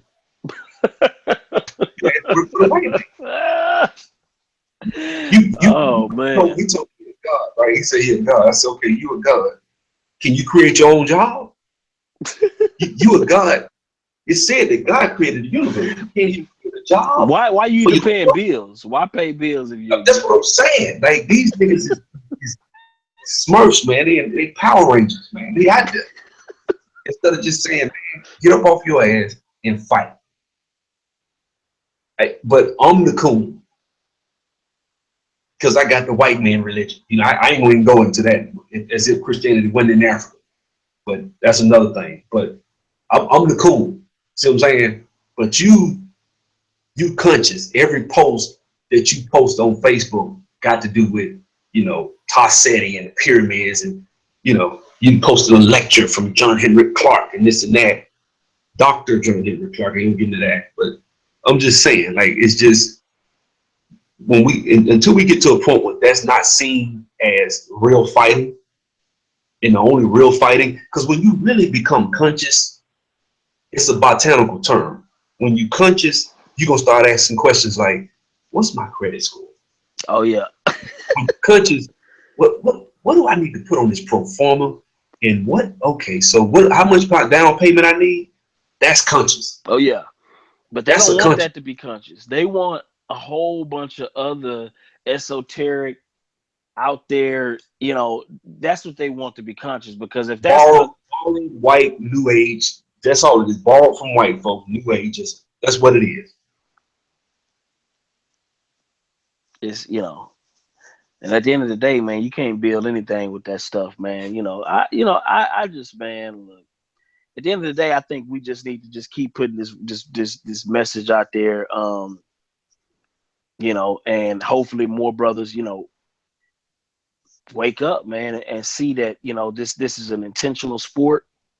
If you want to be great, you have to actually be great. You have to put in the work to be great.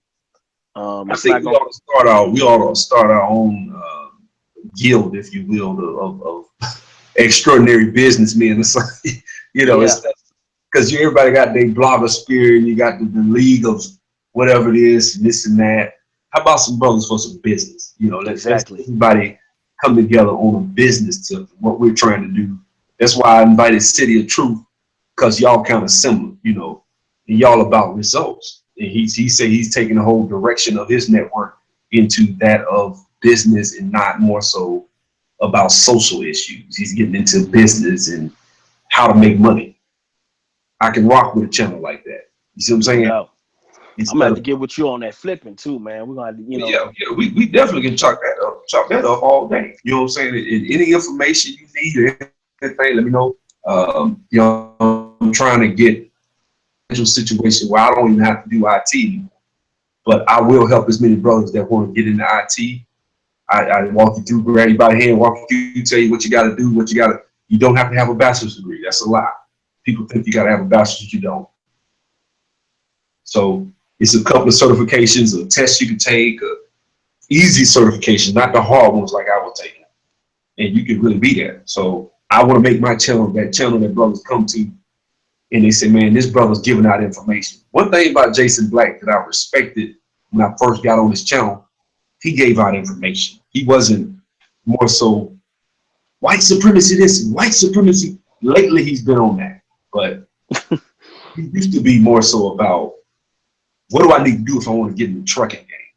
What do I need to do if I want to get in housing? Because that's what matters. Yeah, what do I need to do if that's real consciousness? Yeah, but that don't get views. That's the problem. White supremacy gets views. Woe is me gets views. I mean, because I know he'll do Christmas Day, he'll do a broadcast. You know, you guys are doing your little Christmas. I'm worried about white supremacy. 4th of July, he'll do a broadcast. I get you, man. But you know, I'm gonna get me a barbecue right now. I feel it, but I'm getting some barbecue. It's 4th of July. Exactly. So, I mean, even still, man, I am kind of drifting away from this whole white supremacy. I believe in it. I believe it's out there, but I believe it I do exists agree. only in the mind of the inferior minded Negro. Like the man who feels inferior to white folk, I believe it exists in his mind. I believe the moment you tell Wait, wait, your wait, wait, wait, wait, wait, wait, wait. So what about a system that well, the whole sit the traditional definition does is not necessarily in the mind of us, is out there. yeah, yeah, it is true, but I'm just saying you have to buy it's something bought into. See, I'm reading this book. I'm reading Mein Kampf by Hitler. Um and right Yes, now. you said that City of Truth just read that same book. Go ahead. Oh wow. Yeah. And what I'm seeing is that, man, look, man, the book is the guy had a brilliant mind. I mean, he was kind of crazy on certain things, but he had a brilliant mind in the way that he understood things. And it's like, when you think about white supremacy, it's all about propaganda. Like it is like it is started in Great Britain, because you got to understand, even in that time, Great Britain was like what you would call the white supremacy at that time. And Germany, the Slavs, all of those people, they were I'm not gonna say they were the weaker whites, but they weren't the great whites. The great whites were Great Britain. And Great Britain, what they did was they used propaganda to make themselves seem like these greater people. So people just bought into it. And Hitler was like, fuck that. I don't have to buy into that. Like, I don't have to buy into that. So what he did was he used Hold on, propaganda. hold on, hold on. Mhm. Now, one thing I will kind of, I'm very, when it comes to history, I ain't saying I'm the best, but I'm going to say this right here. When it comes to Great Britain had the best navy Yeah, in the they did. world throughout the 1800s. They conquered the known world. They were the only empire that they say the sun never set on. So when they said Yes. we were better, it was because they conquered and they kicked everybody's ass. Yeah. But see, the way Hitler was talking about, they did have a lot of wins. But what Hitler was basically saying was, he was saying that they did it through a lot of propaganda as well. So what they did was they made their conquest. He said this is the way he explained it. He said that Great Britain beat everybody with the sword. But if you let them tell it in that time, the way they would spin it is that they beat people by their superior ideas, by their superior business practices, by their great negotiation skills. And like they would make it seem like they were a peaceful giant that still conquered. But in the reality of it was they just beat everybody because they beat everybody with the sword. And then they would put people out, put liberals out essentially that were able to spin it as if they were some great people. And what they did was the noble thing. And basically they just made it look pretty. They made an ass whooping look pretty. Um, Yeah, I and mean, he was like, I think they dogged the Indians out so bad, man. I mean, people starved to death way before what Hitler was doing. They were starving people in the cold, freezing over in India. They did the yeah, Indians real bad. I technically am not, a proponent of the caste system in any way, but they really dogged out a lot of people over there. oh yeah, they did a lot of brutal things. And that's what Hitler was saying. He was like, these people are trying to make it seem like they did it from this noble imperative. And it wasn't. It was brutal just like everybody else. But so what he said was, I'm going to do the same thing in Germany. I'm gonna make the people here believe that we are great, that the things that we're doing are noble, that these things. But it was still brutal stuff. You understand what I'm But see, saying? They were they. The thing with the Germans, they dominated education. Yeah. They were. I mean, you had the guy that built the rockets. You got. I mean, these guys took education with the Jews, and the Germans kind of used these people, but then they killed them as well. They killed off a Oh lot. yeah. But Oh the yeah. Germans were, my friend seems to think that they were helped, aided by, he's off into some old sci-fi stuff, but he just thinks that they were off into. So the Germans weren't your typical nation. I mean, they were pretty much a superpower, and they had. I mean, they were right there on pretty much. He almost did it, man. Hitler Yeah, almost won. So it's yeah. kind of like we.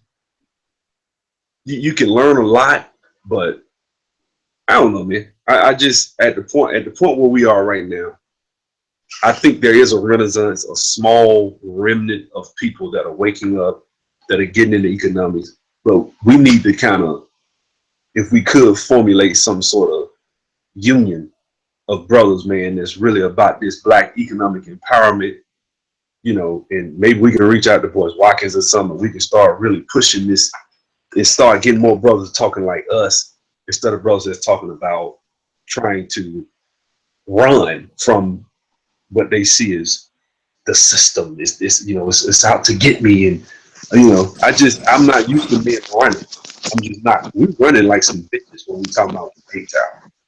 Oh yeah. I can say the same thing for white supremacy though. It's the same. It's accepting defeat to me. Like the term itself is accepting defeat. Like it's saying I am inferior.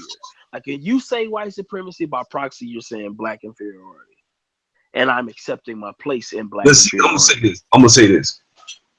With me, I'm not saying I'll say white supremacy. I'm not saying Black inferiority. What I'm saying is there's a such thing as going and fighting, and there's a such thing as saying where we are and what took place. And when I say white supremacy, racism, I'm talking about Jim Crow.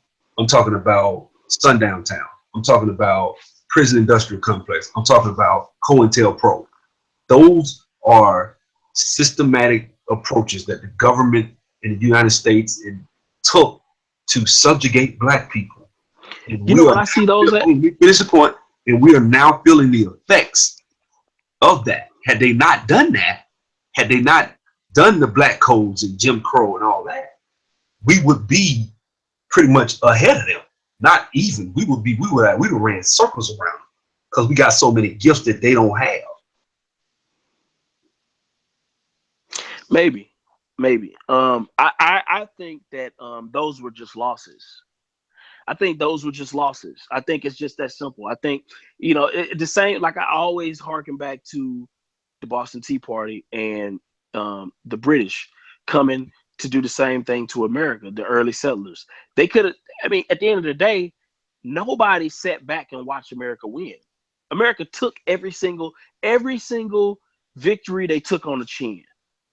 Every last one of them, from whether it was with the Indians, the French, the Spanish, the Mexicans, every last one, every single victory they took on the chin. And I think that Black folks just lost, man. Like we just lost. It's not that they were superior. We just lost. No, I ain't gonna say that. They were superior in battle. We lost. Wait a minute. I'm trying to understand what you mean by that. Okay. What I mean by that, you gotta understand, you got people that weren't reading, that weren't doing anything. Yeah, but that's not. But see that when you frame it from a powerless position, it wasn't just powerless, Mr. Black. What I'm saying is, you gotta be realistic with where we are on the ground. It's not just the attitude, because we had a good attitude, and you could see that in Black Wall Street. We had a good attitude in the Reconstruction era. We had a good attitude, and we built stuff. We were, and if all I'm saying is government involvement, and it crushed certain things. If you take some damn dynamite and blow up Black Wall Street, damn. You gotta. Yeah, that's true. You gotta say. I'm not saying that's not bad. What I'm saying is, but you gotta understand, the same thing happened with America.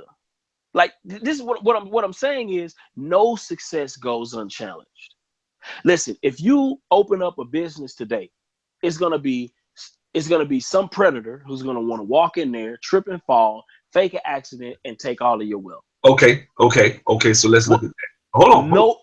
Okay. Hold on. Okay, so let's look at the Jews, right? Okay. Or no, let's look at the Scottish, right? Because they were not the Scots. Which one was called the white niggers? Which one was that? Scots. Yeah, the Scots. Yes. Yeah, it was the Irish. Yeah. Same thing. So The Irish were called white niggers. That's why they call the term the Fighting Irish of Notre Dame. That's why it's the mascot with the fist up. You read Black Yeah. Red. Yeah, I So read. Yeah. they were allowed to assimilate over time, right? Because the first generation had accent. Second generation may have had cultural things. But by that third generation, you really couldn't tell the Irish. You really couldn't. But one thing about America that has always been, in order to come, like right now, the Hispanics are coming across the fence. They coming over here. In order for them to assimilate into white culture, a big part of that is to like what did George Lopez say a couple of weeks ago? You cannot marry black. It's not just they can't marry black because we bring something bad to. We're not. A lot of times they upgrade if they marry our ass because a lot of them halfway couldn't speak English. But a lot of their family members will have a problem with it because of the color of our skin, because the power is structured in such a way that if you are the opposite of white, it is a negative, but the closer you are to white, it is a positive. Why do you think that exists though? That Because doesn't they exist in won. a vacuum. Because they won. They had the biggest guns, they conquered everybody, and that's what we That's are. it. That's And it. so they're trying to maintain that, and that is called white supremacy. But see, that's the thing. What I'm saying is, I, listen, they won. That's it. All it is that whites have dominated the earth because they have shown to be a stronger species. Period. And it's just what it is. Now, they won.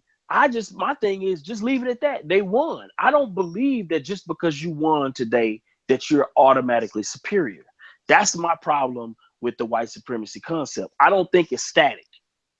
See, when we say white supremacy, I believe we fossilize that and make Do it you hear static in stack our when mind. I'm asking? You can keep talking. I'm not trying to cut you off. Do you hear that I'm saying I'm gonna lose? Yes. When you say white supremacy, you're automatically giving superior status to somebody who didn't fight for it. And that's Okay, why so show me in practicality how that lives out when I go out every day. Show me what I'm gonna do. What steps am I gonna take different than you? How are you more empowered because you don't believe? I believe how I'm more empowered and how I don't believe. Well, mainly I think it'd be something that'll be passed down to my children, and I fear it being something that would hurt my children more than it would hurt me necessarily now. But as of now, I believe that black children, just like the Jews, they believe that they are the chosen people. The Jews believe that they are the chosen people and that they should reign supreme over all other species of humans. I believe when you believe this, you are naturally in a position to where it's kind of like when you was looking at those buildings, right? Those apartment buildings that were being built and saying, man, why do the white guys get to have all the fun? See, even saying that is kind of like saying white supremacy, because what you're internalizing as when you say that statement is that I can't and they get to. I No, no, can't no. and What they I'm get to. saying is, damn that. I'm not finna sit here and be complacent. I'm going to make sure that I'm right there alongside them. I'm not like the rest of these brothers out here that No, are I riding know by you're not, but I'm just completely saying asleep, we've been not paying attention. trained. What I mean by that is black folks as a whole, we have been trained to believe that we are inferior. No, Like I'm saying, but I want you to explain to me how I personally, who, I think in that statement alone, that statement to me says they get to, I don't because of. no, no, Like, no, no, no, no, no. Like we talked the other day on the phone, we were offline, we wasn't even broadcasting. And I was talking to you about what you need to do to go into the bank to get a package. I specifically told you, I got another video I did yesterday where I said, you go on Dave Ramsey's website. Dave Ramsey has this thing called endorsed local providers or ELPs. You find an accountant that's his, and you tell that accountant what you're trying to do. That accountant will put you a package together like you wouldn't be able to put your package together when you go to the bank. I told you about going to, I told you step by step, systematically. I didn't mention white supremacy. That's yeah, you're right. conscious. No, That's real yeah, conscious. I know you. I know. I'm just speaking. You know what I mean. I'm not saying you No, it ain't personal, right? I wouldn't do that. It ain't personal. What I'm saying is the reason I'm throwing myself as an example is because I want to make a distinction. I don't even want to waste, and I'm not saying you're wasting time, but I don't want to go into, if I got a brother that thinks that, and I put this in one of my videos, if there's a brother that's calling himself conscious, right? But all he doing is talking about he leaving his body when he goes to sleep. He's a lowercase G God, right? Then you got another brother who believes Jesus is white and Caesar Borgia is white, is Jesus. But at the same time, his ass is building intergenerational wealth. He owns apartments. He's out here getting an insurance policy for his kids. He's thinking 5 and 6 generations down the line. I can work with that brother way before I can work with that so-called conscious brother. And what I'm saying is, when you talk about white supremacy and you say that by saying white supremacy, we're also by proxy saying black inferiority.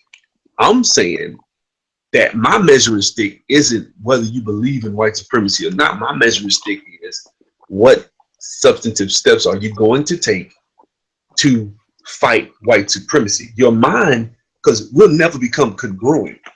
Like, right now, I think it's an uphill battle for you to tell black folks white supremacy don't exist. I wouldn't even it is an uphill battle. It is definitely up because black folks want to believe. Let me explain. Black folks want to believe in white supremacy because we don't want to accept our failures. It has nothing to do. It has nothing to do with whether white supremacy exists or not. It has something to do with the fact that we look around and we see Fifth Ward. We see it. We go to Beverly Hills and we see how they live, and we say it got to be a reason for this. Yeah.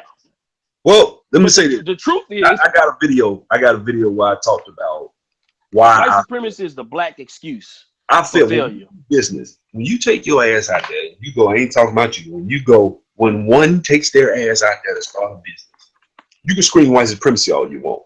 When you get in business and you open the door, and I had a comedy club, all my customers except a few here and there were black, right?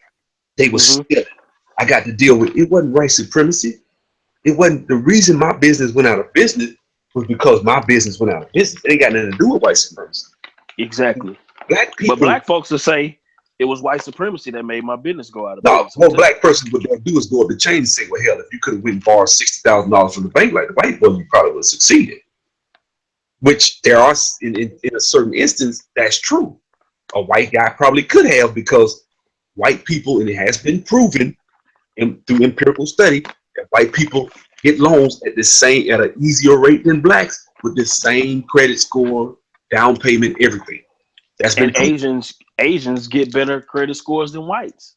I don't think it's necessarily predicated just on race. I think, and it could be just predicated on race, but I think a lot of it's track record. We see black folks are gonna have to accept that it is a Fifth Ward. We like the days of just ignoring the fact that your neighborhoods are more violent. They just are. Like it's a less likelihood that you're gonna be successful at business. I mean, it just is.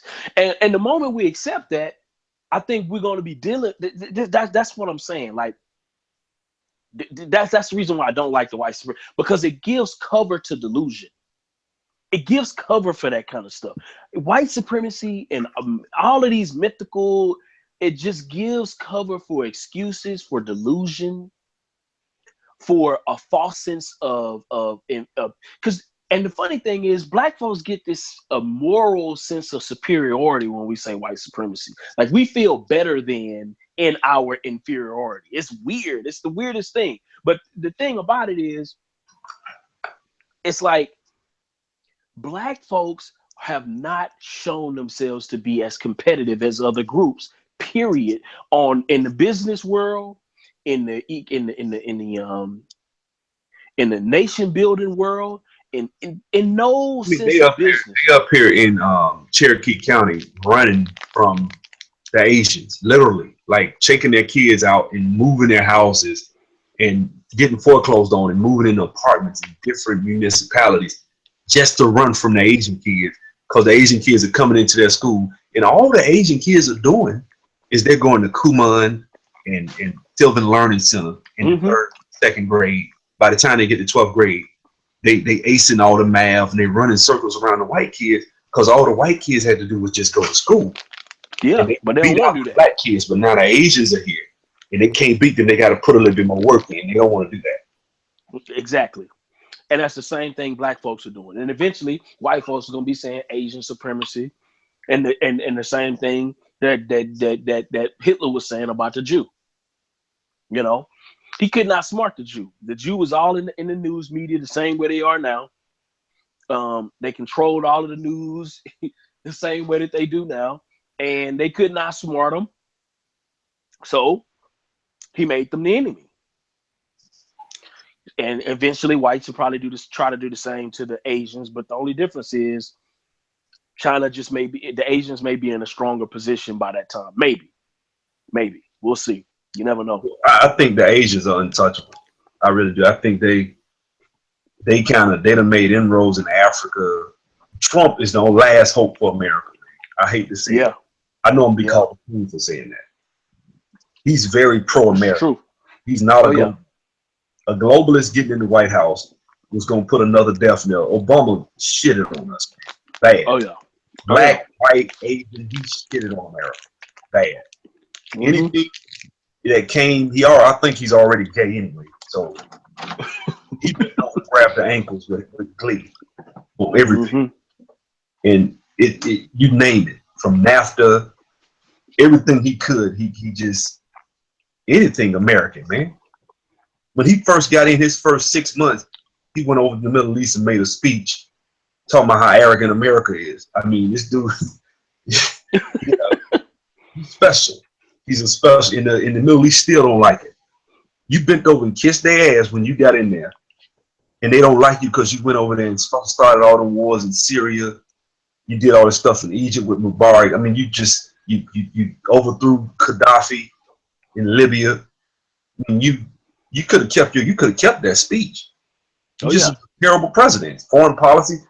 I'm sorry, he was. So the point I'm trying to make is that Asia right now was beating their chest.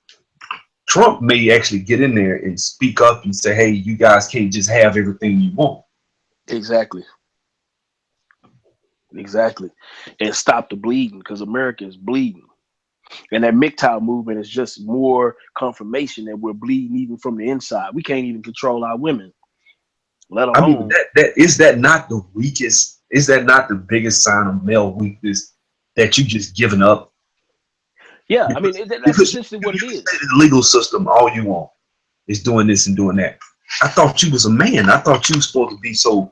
If you're good at, because this is the thing, if a woman has a father in her house, see, because this some real shit right here.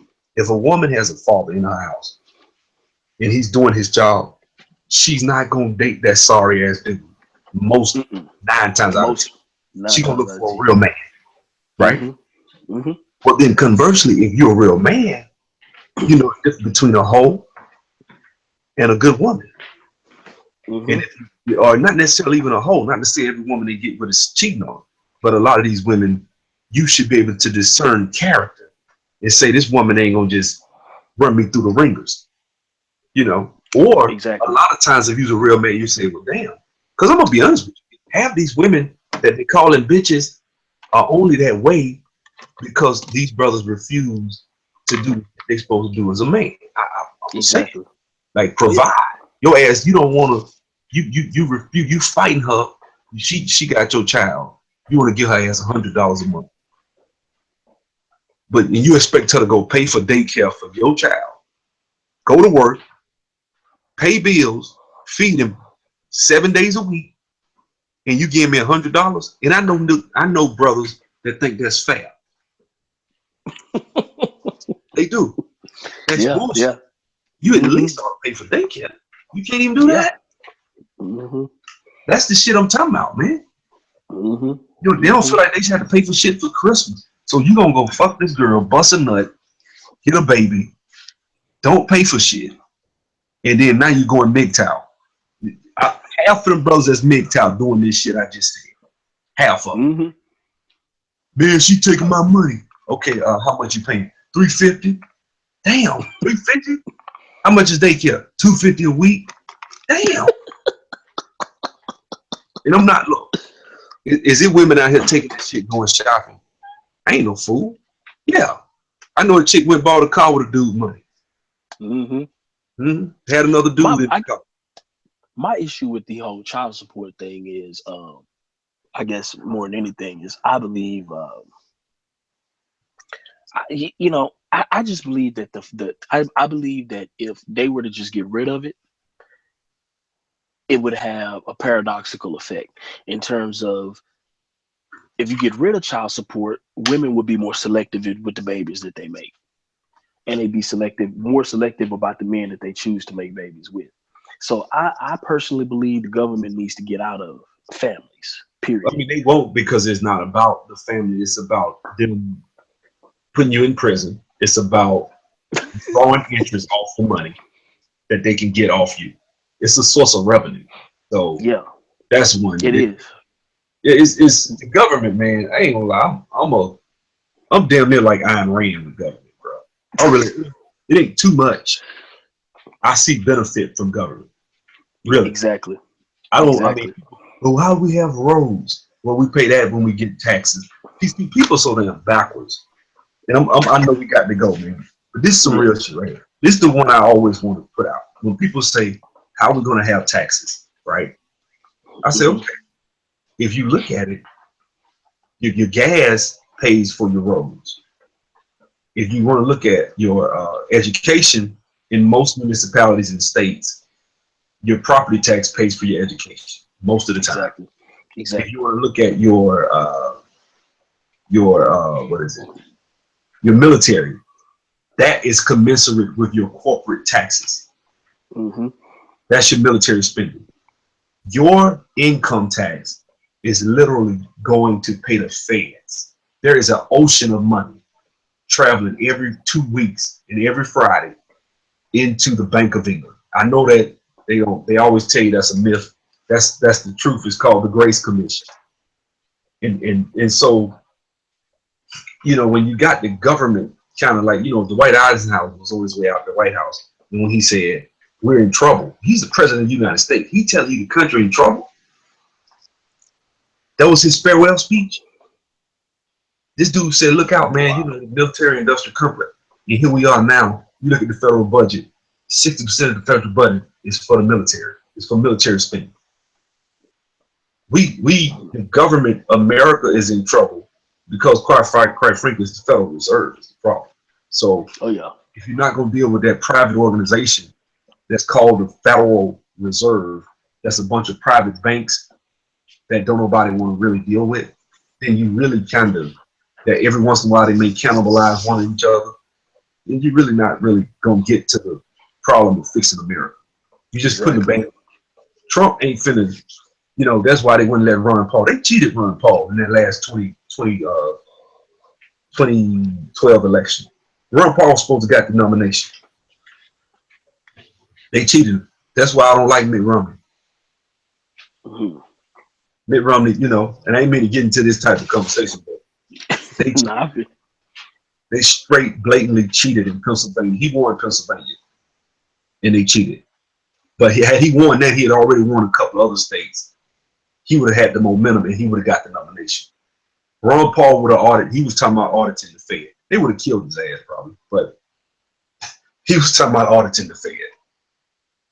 So, you know, when you really look at the government and the way the government's structured and stuff, Ayn Rand had a lot of good ideas. She did. So, I mean, she was an atheist, but I just felt like she really had a lot of good ideas with government, man. Yeah, she did. I'm in the matter of fact, I'm almost finished with her book, man. I started her book. Yeah, that book, they're gonna take you a couple of months, bro. Yeah, man. It's like a long book, man. The same thing with Julius Caesar, man. I was reading his book, and golly, those some long books, man. Long books, man. So I just, after a while, I started getting bored with them, man. I had to go to something else. Well, I do audio books myself. I kind of got me too. Yeah, I got away from reading regular books, man, because I read slow.